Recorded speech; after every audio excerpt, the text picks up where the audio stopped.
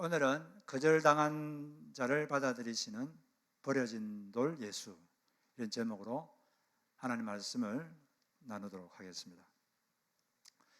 출애굽기를 읽다 보면 한 가지 의아한 장면이 나오는데, 하나님께서 모세에게 내가 너를 지도자로 택해서 너를 통해서 이스라엘 민족을 이집트에서 해방하겠다 이렇게 했을 때 모세가 계속 거부합니다. 계속 거부하죠. 처음에는 어떻게 거부합니까? 제가 무엇이라고 감히 바로에 가서 이스라엘 자손을 이집트에서 이끌어내겠습니까?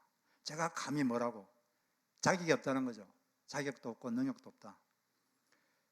그러자 하나님이 내가 너와 함께 있겠노라. 하나님이 함께 있겠다는 말은 무슨 말이죠? 너의 능력을 하는 게 아니라, 너가 하는 게 아니라 너를 통해서 내가 할 테니까 걱정하지 마라. 근데 그런 뜻이죠. 그래도 계속 거부합니다. 그런 다음에 또 하나님께서 이 사람들이 하나님께서 모세를 보냈다는 걸 믿지 않을 수도 있기 때문에 그럴 경우를 대비해서 세 가지 기적을 행하는 능력을 주십니다. 그렇지만 모세는 계속 거부합니다. 주님 죄송합니다. 저는 본래 말재주가 없는 사람입니다. 지금 전에도 그랬고 지금 이 시간 주님과 대화하고 있는 지금도 그렇습니다. 저는 입이 둔하고 해가 무딘 사람입니다. 저는 못하겠습니다. 그러니까 하나님께서 아니다, 가거라. 내가 너의 입과 함께 있어서 할 말을 가르쳐 주겠다.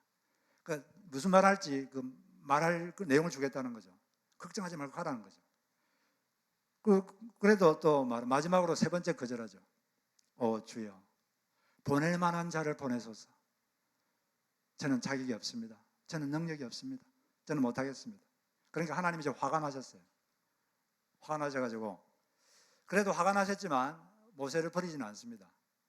한번 선택하신 자를 끝까지 책임지시는 하나님의 그 사랑과 인내를 우리가 여기서 볼 수가 있습니다. 대신에 아론을 모세의 대변인으로 세워서 아론이 말하게 하고 너는 아론의 지도자가 되라, 이런 식으로 해서 보내는데, 모세가 왜 이렇게 지속적으로 이렇게 거부하고 그랬을까? 여러 가지 이유가 있겠지만 모세는 이 거절감의 상처가 있습니다. 오래전에 자기가 마음속에 내가 이스라엘 민족을 구원하는 민족의 지도자인 것 같다.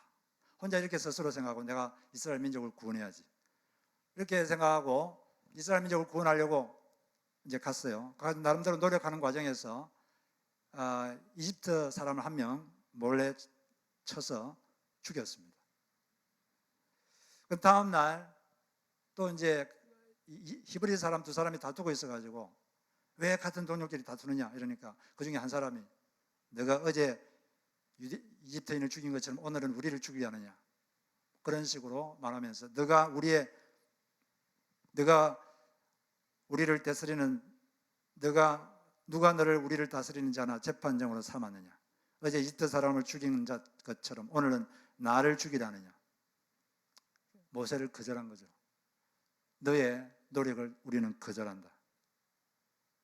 이때 모세는 이 거절감에 깊은 상처를 받은 것 같습니다. 그리고 또 바로가 그걸 알게 돼서 이제 도망을 치죠. 미디안 광야로 가서 거기서 40년 동안 있는데, 그런 민족으로부터 거절을 당했기 때문에 한번 거절당한 사람이 다시 그 사람이 찾아가는 것은 강심장이 아니면 상당히 힘듭니다. 물론 성격이 강한 사람은 그래도 막 가고 그러는데 보통 사람은 그거 쉽지 않아요. 이 모세는 이런 거절감에 대한 깊은 상처가 있었던 것 같습니다. 그렇기 때문에 이런 자꾸 하나님한테 거부하는 거죠. 우리가 살다 보면 누군가 뭘 이렇게 할 때 어쩔 수 없이 거절해야 될 때도 있어요. 무조건 이렇게 예스 그러면 인생이 아주 힘들어지죠. 거절할 때도 있는데, 해야 될 때도 있지만 거절할 때도 언어를 잘 써서 해야 됩니다. 친절한 언어, 지혜로운 언어로 해야지 단칼에 그냥 그러면 상대방이 상처를 받기가 쉬워요. 게다가 이 모세는 또 출생할 때도 엄마 뱃속에서부터, 엄마로부터도 거절감의 상처를 받지 않나, 이런 생각이 듭니다. 그 당시에 바로가 이집트 왕이 무슨 명령을 내렸습니까? 이스라엘 자손이 애를 낳으면, 남자애를 낳으면 바로 죽여라. 나일 강문에 죽여라. 이렇게 말을 했어요. 그러면 요게벳이 임신했을 때 이 남자면 어떻게 하지? 남자이면 어떻게 하지? 계속 이렇게 불안하지 않았겠어요? 불안하고 남자가 아니기를 바라고 막 그런 이 불안하고 괴로운 감정 이런 게 있을 텐데, 애가 태아했을 때 애는 물론 의식이 없지만 인간은 영적인 존재입니다. 딱 착상되는 순간 영혼이 딱 영이 생기는 거예요. 그 영은 그걸 기억하죠. 계속 그 엄마의 감정이, 그래서 태 속에 있을 때 엄마의 감정이 애한테 전달되고, 그때 애가 느꼈던 감정을 계속 평생 느끼게 된다고 합니다. 그래서 이제 독일의 그 로크만 박사님이 한 400명의 임신부를 대상으로 연구를 했는데, 임신했을 때 그 아기를 원하는 임신부는 임신 자체가 즐겁고 출산의 고통도 적고 아기도 정신도 건강하고 몸도 건강할 확률이 건강한데, 근데 임신한 상태에서 아기를 싫어하는 임신부, 얘를 괜히 임신하면 안 되는데 아기를 싫어하는 그런 경우에는 그 아이들에게 정신적으로 불안정하고 또 미숙아가 태어날 확률이 상당히 높았다고 합니다. 그리고 임신한 상태에서 무의식적으로라도 아기를 거부하는 마음이 임신부에게 있으면 그 태어난 아이가 무기력하고 둔한 아이가 태어날 확률이 상당히 높다고 합니다. 그리고 또 다른 박사님이 1,300명 아기를 대상으로 연구했는데, 이 화목한 부모에 비해서 적대적인 부부에게서 장애아가 태어날 확률이 2.5배가 높고, 또 불안한 부부 생활, 부부 사이에 관계가 안 좋아서 서로 불안한 부부 생활하는 부모의 아이는 신경질적인 아이가 태어날 확률이 5배나 높고, 또 공포에 잘 빠지고 또 약한 아이가 태어날 확률이 상당히 높다고 합니다. 그러니까 엄마 뱃속에 있을 때부터 아기는 어떤 느낌을 갖는 거죠. 그래서 이 살다가 어른들 중에 보면 특별한 일도 없는데 괜히 불안해하고 슬퍼하고 우울해하고 그런 사람들 중에 간증을 들어보면, 이게 어떤 치유를 하다가 엄마가 원치 않은 임신을 해가지고 막 유산하려고 막 노력하고 높은 데서 뛰어내리고 애를 욕하고 그런 애들이, 그런 사람이 태어나가지고 우울증에 잘 빠지고 그렇지만 그런 걸 알고 엄마를 용서하고 주님의 사랑을 느끼고 해결했다. 이런 이제 간증을 우리가 가끔씩 듣죠. 그런 게 다 이제 모세는 그래서 이 거절감의 상처가 상당히 있었던 것 같습니다. 근데 이분은 쭉 읽어보면 하나님과 깊은 교제를 했어요. 하나님과 모세는 얼마나 깊이 교제했는지 마치 친구하고 대화하듯이 하나님과 대화했다, 이렇게 되어 있습니다. 하나님과 아주 깊은 영적 교류를 했어요. 그러다 보니까 하나님의 사랑을 듬뿍 받다 보니까 이 거절감의 상처도 치유받고, 나중에 이스라엘 민족을 이렇게 인도하는 과정을 보면 이분이 마음의 내적인 마음이 치유가 받은 사람이구나, 이걸 우리가 느낄 수가 있습니다. 왜냐하면 모세가 이스라엘 민족들을 광야에서 이끌 때 보면 백성들이 모세를 많이 거절했거든요. 거부하고 거역하고 불평하고. 그렇지만 모세는 온유하게 잘 대처합니다. 예를 들어서 민수기 12장에 보면 미리암과 아론이 이 모세의 리더십에 도전합니다. 권위에 도전하는 거죠. 거역하는 거죠. 그때 모세는 온유하게 대처했어요. 그렇기 때문에 그때 모세의 행동에 대해서 읽어보면 모세는 지면의 모든 사람보다 더 온유한 자였다, 이렇게 평가를 하고 있습니다. 그 다음에 14장에 보면은 가데스 바나에서 사람들이 우리 절대로 가나안에 못 들어간다, 새로운 지도자를 뽑아서 우리 애굽으로 돌아가자, 그래서 막 모세를 돌로 쳐 죽이려고 할 때도 여러분 같았으면 어떻겠어요? 근데 그때 그냥 모세는 땅에 그냥 납작 엎드립니다. 한 말도 하지 않고 그냥 엎드려서 하나님이 알아서 하십시오, 하나님께 맡깁니다. 하나님께 기도하고 무릎 꿇었어요. 아주 온유하게 대처한 거죠. 이 거절감의 상처가 많은 사람은 이 상대방이 조금만 자기의 어떤 의견에 반대해도 나의 존재에 대한 반대로 생각하고 되게 분노하고 우울해지기가 쉬워요. 또 조금만 서운하게 해도 상처를 잘 받습니다. 되게 상처를 잘 받고 되게 이게 그래요. 마음이 불안정하고 또 자기를 학대하고 우울해지기가 쉽고 그런 분노에 빠지기가 쉬운 그런 게 있죠. 그런데 모세는 그런 상처가 치유가 됐기 때문에 사람들이 자기를 거부하고 그래도 깊은 우울에 빠지거나 분노하거나 그러지 않고 온유하게 잘 대처하는 모습을 보게 되는 것입니다. 우리도 살다 보면 그런 거절감을 느낄 때가 많습니다. 사람이 맨 처음에 태어나서 제일 먼저 거절감을 느끼는 게 부모님 때문에 그래요. 사람이 태어났을 때 최초로 만나는 군의의 인물이 자기 아버지입니다. 아버지고 어머니인데 특히 아버지. 아버지하고 관계가 안 좋은 사람은 상당히 이렇게 마음에 상처가 많아요. 최초의 군의의 인물이 자기를 인정해주고 사랑하기를 기대했는데 기대와는 달리 자기를 막 이렇게 폭력을 쓰거나 욕을 하거나 그러면 상당히 상처를 많이 받죠. 그게 또 어머니일 수도 있고, 그리고 살다 보면 또 자라는 과정에서 친구들한테도 거부당하고 그럴 때가 많죠. 저도 어릴 때 보면은 제가 그렇게 운동신경이 이렇게 없지는 않은데 제가 축구는 잘 못했어요. 시골에서는 축구를 많이 했는데 나는 좀 공격을 하고 싶은데 공격수가 되고 싶은데 별로 못한다고 절대로 안 시켜주고 수비수만 했대. 그것도 하나의 거절이죠. 그런 것도 또 거절이고 살다 보면 그런 거절감을 많이 당합니다. 그게 제대로 치유가 안 되면 자꾸 마음속의 감정이 우울해지고 그렇게 될 수가 있어요. 그럼 사람은 언제 이런 거절감의 상처가 치유받느냐?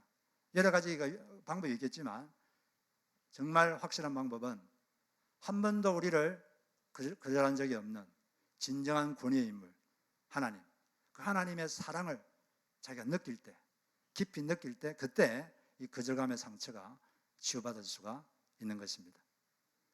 한 번도 여러분을 거절한 적이 없는 진정한 권위의 인물, 그 하나님의 사랑을 깊이 느끼시는 여러분 되시기를 바랍니다. 오늘 이 말씀도 보면 삭개오도 이 거절감의 상처가 많은 사람이에요. 삭개오는 직업이 세리입니다. 세리 중에서 세리장이었는데 그 당시 세리는 이스라엘 민족이 기피하는 대상 1호였어요. 그 당시에는 세금을 어떻게 얻었냐면 로마 유대인이었던 세리가들이 대신 거둬줬어요. 대신 거둬가지고 로마에 이렇게 바쳤는데, 근데 원래 정해진 것보다 더 많은 세금을 거둬가지고 자기가 착복하고 그리고 그걸 나머지를 이제 로마에 줬는데, 그러니까 이스라엘 민족들이 세리들을 되게 미워하죠. 싫어하고. 대신 자기들은 돈이 많으니까 부자긴 한데 같은 동족에게 상당히 혐오 대상이었고 기피 대상이고 거절 대상이었죠. 이 삭개오는 동족으로부터 많은 거절을 당하고 거절감의 상처가 많은 사람입니다. 예수님께서 여리고 삭개오 집에 가려고 그러니까 사람들이 수군거리면서 뭐라 그랬죠? 무사람이 보고 수군거리되 저가 죄인의 집에 유하러 들어가도다. 세리를 보고 죄인이라고 그랬어요. 그 당시에 죄인이라는 딱지를 붙인 사람들이 몇 명 있는데 창녀, 세리, 죄인, 시너 이렇게 이름을 붙여서 그렇게 왕따를 시켰습니다. 예수님께서 예루살렘에 입성하기 전에, 오늘이 일요일인데 일요일 날 주님께서 나귀를 타고 예루살렘에 입성하시죠. 그런 다음에 금요일 날 십자가에 못 박혀 돌아가시는데, 그 예루살렘에 가시기 전에 여리고를 통해서 예루살렘에 올라갔습니다. 예수님이 사시는 갈릴리, 북부 지방 갈릴리에서 남부 지방 예루살렘에 직선거리로 내려오면 약 80마일 돼요. 근데 유대인들은 그 중간에 80마일로 직선으로 가려면 그 중간에 사마리아를 통과해야 되는데 사마리아 사람들 되게 싫어했기 때문에 그렇게 오지 않고 빙 둘러왔습니다. 갈릴리 호수에서 여단강을 쭉 내려와가지고 여리고까지 와가지고 여리고에서 또 예루살렘으로, 여리고에서 예루살렘까지가 23마일이에요. 빙 돌아왔기 때문에 시간이 많이 걸렸죠. 예수님께서 그래서 여리고에 가가지고 이제 통과하려고 가는데 거기서 삭개오를 만났습니다. 거기서 삭개오는 예수님을 만나서 마음이 치유되고 구원받는 그런 사건이 있었습니다. 어떻게 삭개오가 치유받았을까? 그걸 한번 우리가 보겠습니다. 먼저 이걸 통해서 우리가 얻을 수 있는 메시지는 첫 번째로, 아까도 말씀드렸지만 한 번도 우리를 거절한 적이 없으신 주님의 사랑을 경험할 때 거절감의 상처는 치유받을 수가 있습니다. 예수님께서 삭개오를 처음에 만났을 때 제 첫 마디가 무엇이었습니까? 제 첫 마디가 뭐였죠? 5절에 보면 삭개오야, 내가 오늘 너희 집에 머물러야 하겠다. 삭개오 이름을 불렀습니다. 예수님하고 삭개오가 그 전에 만난 적이 있을까요, 없을까요? 만난 적이 없습니다. 한 번도 본 적이 없어요. 그러니까 처음 보는 거예요. 처음 보는 예수님이 딱 보고 삭개오야 이름을 딱 부르는 거죠. 삭개오는 깜짝 놀랐습니다. 그 당시 예수님은 이스라엘에서 대단한 인물이었어요. 온 민족의 추앙 대상, 영적 지도자, 존경의 대상이었고 수많은 사람들이 그를 따라다녔습니다. 그런데 그런 놀라운 분이 자기를 알고 있던 거예요. 삭개오야. 얼마나 놀랐겠어요. 이분이 나를 알고 있네. 나는 이분을 모르지만 나는 이분에게 참 중요한 존재구나. 의미 있는 존재구나. 그걸 그분이 갑자기 깨닫게 된 것입니다. 성경에서 이름으로 누구를 안다, 이런 말이 출애굽기 33장에 있는데, 거기 하나님이 모세를 이름으로 안다고 되어 있는데, 이 말은 하나님이 모세를 깊이 안다, 특별한 깊은 호의를 가지고 알고 계신다, 또는 친밀하게 안다, 이런 뜻을 가질 때 이름으로 안다, 이런 말을 씁니다. 이름을 딱 불러주니까 삭개오가 예수님에 대한 마음이 확 열렸겠죠.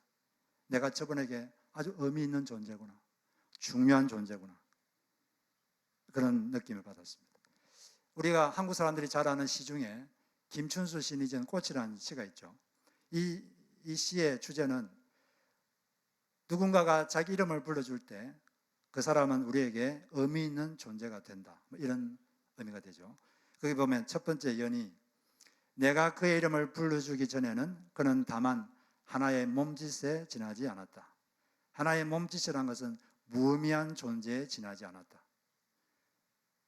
두 번째, 그러나 내가 그의 이름을 불러주었을 때 그는 나에게로 와서 꽃이 되었다. 꽃이 되었다는 것은 의미 있는 존재가 되었다는 거예요. 그 다음에 세 번째, 누가 나의 이름을 불러다오, 너는 나에게, 나는 너에게 잊혀지지 않는 하나의 눈짓이 되고 싶다. 눈짓은 뭐죠? 눈짓은 서로 주고받는 거예요. 그러니까 서로 이름을 불러줌으로써 우리 서로 의미 있는 존재가 되자, 서로 사랑하자, 서로 중요한 존재가 되자, 이런 이제 시를 적었는데, 우리가 어떤 사람에 대한 관심을 가지고 이름을 불러주는 것, 그 사람의 관심을 가져주고 사랑하면 상대방이 살아나고 생기가 돌게 되죠. 옛날에 알렉산더 대왕이 전 세계를 제패했는데, 이 알렉산더 대왕은 전략도 뛰어났지만 이 사람은 이 병사들의 이름을 알고 외우고 있었다고 합니다. 지나가다가 어떤 일개 병사 이름을 탁 부르는 거예요. 그러면 이 병사가 깜짝 놀랍니다. 아니, 황제가 내 이름을 알고 있다니, 내가 황제에게 중요한 존재구나, 나는 이분에게 의미 있는 존재구나, 내가 이분을 위해서 목숨을 바쳐야겠다, 이런 이제 사기가 생기는 거죠. 그래서 그렇게 전쟁을 잘하지 않았나, 이런 생각이 듭니다. 이 삭개오도 그 놀라운 예수님이 자기를 이름을 부르고 내가 너희 집에 머물러야 되겠다, 이런 말을 들었을 때 그 예수님의 사랑을 느끼고 그 순간 그의 마음속에 있었던 거절감의 상처가 치유가 됐습니다. 내가 너희 집에 머물러야 되겠다, 이 말은 내가 너를 인정하고 너를 받아준다, 내가 너를 사랑한다. 누구 집에 가서 식사한다는 것은 그 사람과 연합되는 거죠. 하나가 되는 것이고, 사랑할 때 그렇게 식사를 할 수가 있는 것입니다. 여기 보면 주님이 삭개오를 먼저 찾아오셨어요. 삭개오는 그냥 단순히 예수님한테 호기심만 있었는데 예수님이 먼저 찾아오셨고 이름을 불러주셨고 그를 안아주셨습니다. 이게 바로 기독교의 구원의 방법입니다. 우리가 하나님을 먼저 찾아간 게 아니라 하나님이 우리를 아셔서 먼저 우리를 일방적으로 찾아오신 것입니다. 그리고 우리 이름을 불러주신 거예요. 여러분, 하나님이 여러분 이름을 알고 있을까요? 모르고 있을까요? 진짜 알고 있을까요? 이렇게 70년에 되는 인구가 이렇게 많은데 하나님이 어떻게 나를 알지? 예. 우리 교인들은 너무 아는 게 많아요. 하나님 여러분 이름을 다 알고 있습니다. 그 말은 여러분 사정을 속속들이 알고 계시다는 거예요. 우리를 친밀히 알고 계시고 우리를 깊이 알고 계십니다. 그게 바로 하나님이죠. 그리고 때가 돼서 우리를 찾아오신 거예요. 이름을 부르면서 누구야? 내가 너와 함께 머물러야 되겠다. 나는 너와 영원토록 머물고 싶구나. 그래서 또 여러분들이 믿음으로 반응한 거죠. 회개하고 믿음으로 반응하니까 바로 구원의 사건이 일어나게 된 것입니다. 삭개오가 그때 예수님이 직접 자기 집에 와서 자기를 안아주었을 때 얼마나 감격했을까요? 다른 주변의 사람들이 자기를 다 배척하고 저 세리, 저 죄인, 저 나쁜 사람 그렇게 해도 이 예수, 이 위대하신 예수 그분이 삭개오를 안아주는 순간 다른 사람들이 다 자기를 배척하고 싫어해도 아마 괜찮았을 겁니다. 예수가 나를 안아주었다. 그 사실로 그는 괜찮은 거예요. 충분한 거죠. 그런데 우리는 사실 예수님께서 우리를 지금도 안고 계시고 우리를 사랑하는데 우리는 삭개오처럼 그렇게 깊이 느끼지 못합니다. 왜냐하면 눈이 안 보이니까. 예수님이 직접 여러분 나타나셔가지고 여러분을 삭개오처럼 안아주고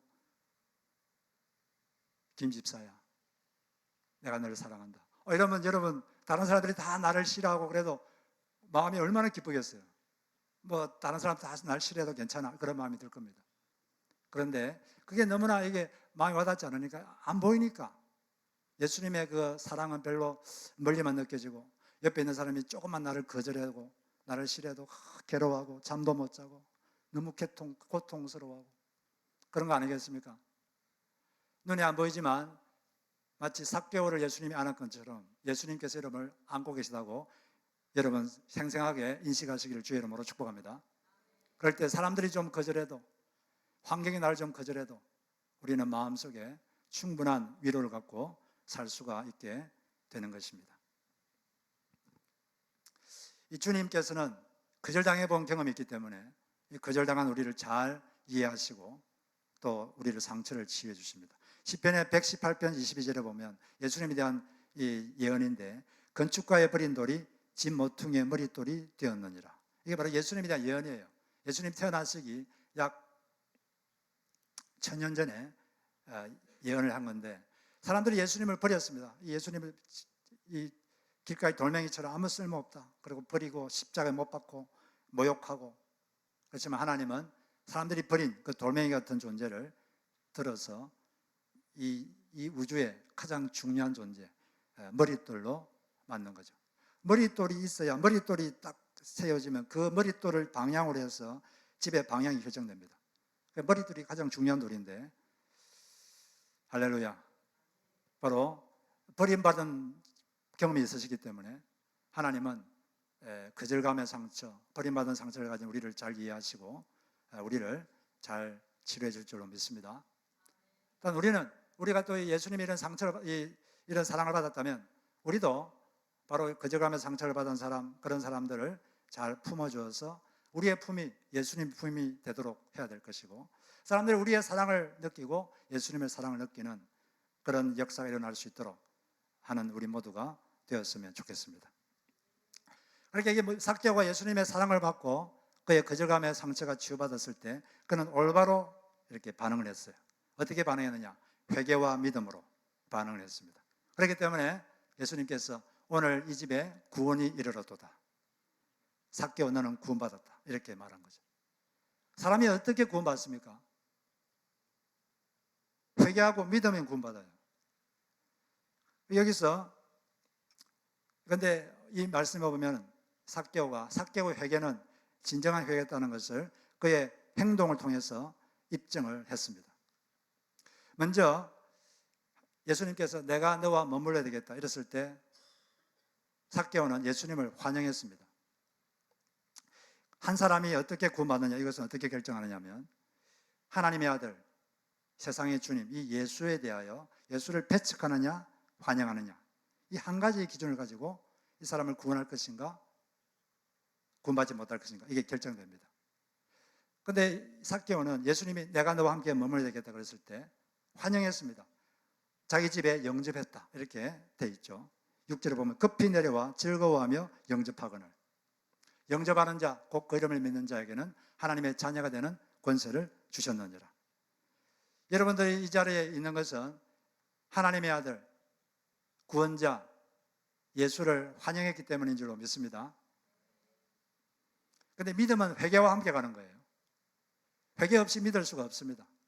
자기가 죄인인지도 모르는데 어떻게 구원자를 필요로 하겠습니까? 그럴 수 있는 이유가 없는 거죠. 그런데 이 삭개오가 예수님을 만나는 순간, 예수님의 사랑을 체험하는 순간 자기가 죄인인 것을 깨달았어요. 우리가 이 실내에 먼지가 떠다니지만 모르다가 태양빛이 딱 들어오면 먼지가 다 보입니다. 그것처럼 거룩한 예수님을 만나는 순간 자기 속에 죄가 확 깨달아진 거예요. 그러면서 자기는 이렇게 말하죠. 제가 제 재산의 2분의 1을 가난한 자들에게 나눠주겠습니다. 그리고 남의 것을 빼앗은 게 있으면 네 값절을 돌려주겠습니다. 왜냐하면 이 사람이 이 돈으로 다른 사람 걸 많이 착취하고 잘못한 걸 자기가 알기 때문에 회개한 것을 행동으로 이렇게 입증을 한 것이죠. 이번 주에 우리가 누가복음을 읽었는데 누가복음 3장에 보면 침례 요한이 회개하라 이렇게 말을 하죠. 근데 회개하라 한 다음에 회개가 참되다는 것을 알려면 회개에 합당한 열매를 맺어야 된다 이렇게 말했습니다. 회개에 합당한 열매라는 것은 회개가 진정하다면 그 사람은 그것을 행동으로 보여줘야 된다는 거죠. 그래야지 그 회개가 참되다 이렇게 말했습니다. 그러니까 사람들이 세 종류의 사람이 와가지고 우리의 회개가 옳다는 것을 어떻게 행동해야 보일 수 있겠습니까? 그렇게 질문했어요. 먼저 첫 번째 무리가 와가지고 우리가 어떻게 해야 됩니까? 그래 어떻게 해야지 우리의 회개가 옳다는 것이 입증됩니까? 그랬을 때 침례 요한이 한 말이 옷 두 벌 있는 자는 없는 자에게 나누어 주라. 먹을 것이 있는 자도 그렇게 하라.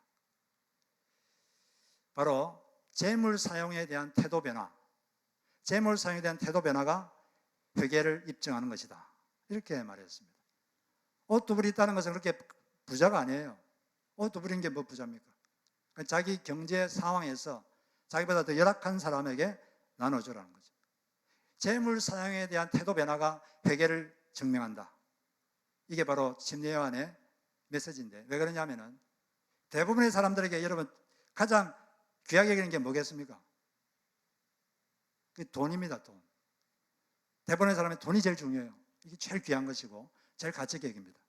그런데 그 사람의 마음이 바뀌었다면, 변화됐다면 이 가장 귀한 것, 가장 가치 있는 것, 여기에 대한 태도가 안 바뀌지 않겠습니까? 사람이 마음이 바뀌었는데 재물 사용에 대한 태도는 전혀 바뀌지 않고 옛날과 똑같이 산다면 그건 바뀐 게 아니죠. 두 번째 사람이 와가지고 세리가 와가지고 또 물었어요. 세리들이 와가지고 우리는 어떻게 해야지 우리의 회개가 참되다는 것을 보일 수 있겠습니까? 이렇게 물으니까 침례 요한이 말했습니다. 정해진 세 외에는 받지 말라. 정당한 수입으로 만족하라는 거죠. 이것도 바로 재물 사용에 대해서 어떻게 할 것인가로 회개의 참됨과 거짓을 기준을 준 것입니다. 세 번째도 군인들이 와가지고 우리는 어떻게 우리의 회개가 옳다는 것을 입증할 수 있겠습니까? 그러니까 또 침례 요한이 말했습니다. 남의 것을 강탈하지 말고 또 거짓으로 고발해서 빼앗지 말고 정해진 급료로 만족하라. 여기에 대해서도 또 재물 사용에 대해서 말하고 있는 거죠. 사람이 회개했다는 것이 이게 입증되려면 자기가 가장 귀하게 여기는 이 재물 사용에 대한 태도 변화가 있어야 되는 거죠. 그것으로 자기의 회개가 참되다는 것을 하나님 앞에 입증할 수가 있게 되는 것이죠.